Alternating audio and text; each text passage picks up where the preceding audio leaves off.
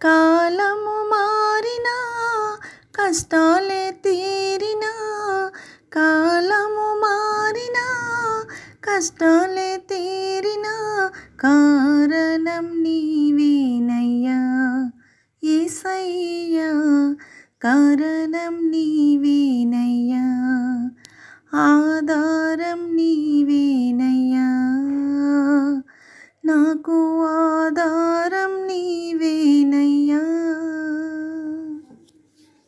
క్రీస్తునందు ప్రియులైన సహోదరి సహోదరులకు ప్రభుని యేసుక్రీస్తు వారి దివ్యనామమున శుభాలు. నూతన జీవిత అనుదిన దైవ ధ్యానము. నిరుత్సాహాన్ని ఎలా ఓడించాలి? 2 కొరింథీయులకు రాసిన పత్రిక 4వ అధ్యాయము 1వ వచనము. కాబట్టి ఈ పరిచర్య పొందినందున కరుణింపబడిన వారమై అధైర్యపడము. దేవుడు నిన్ను ప్రేమిస్తున్నాడని నీకు తెలుసా?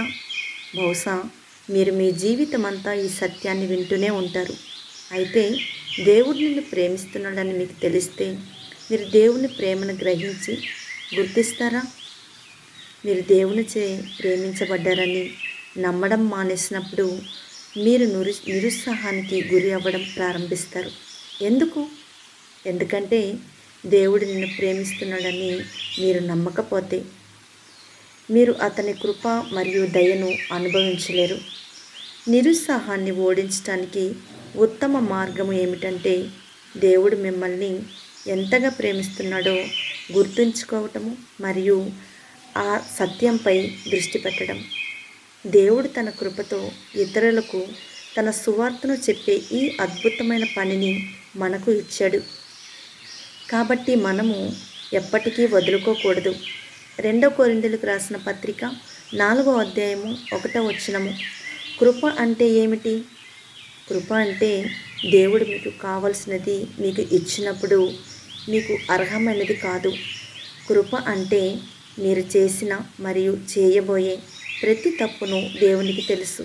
అయితే అప్పటికే మీ జీవితంలో ప్రతి మంచిని చేశాడు. మీరు అలసిపోయినప్పుడు లేదా నిరుత్సాహానికి గురైనప్పుడు దేవుని కృప మిమ్మల్ని ముందుకు నడిపిస్తుంది. చాలా కాలంగా క్రైస్తవులుగా ఉన్న చాలామంది ప్రజలు దేవుని ప్రేమని గ్రహించలేరు. ఎందుకంటే దేవుడు తమతో విమర్శనాత్మక స్వరంతో మాట్లాడతాడని వారు భావిస్తారు. కానీ మీరు వింటున్న స్వరము ఎల్లప్పుడూ ప్రతికూలంగా ఉంటే అది దేవునిది కాదు. దేవుడు నిన్ను ప్రేమించేలా చేస్తాడు. మీరు జీవితంలో మొదటి లక్ష్యము మీరు మంచి చేయడం కాదు.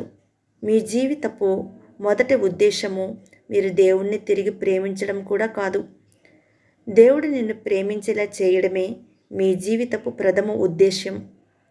మీరు అలా చేసి అతని కృప మరియు దయను అనుభవించినప్పుడు అతను మీ జీవితం కోసం సిద్ధం చేసిన వాటన్నింటినీ కొనసాగించడానికి మీరు స్వేచ్ఛగా ఉంటారు.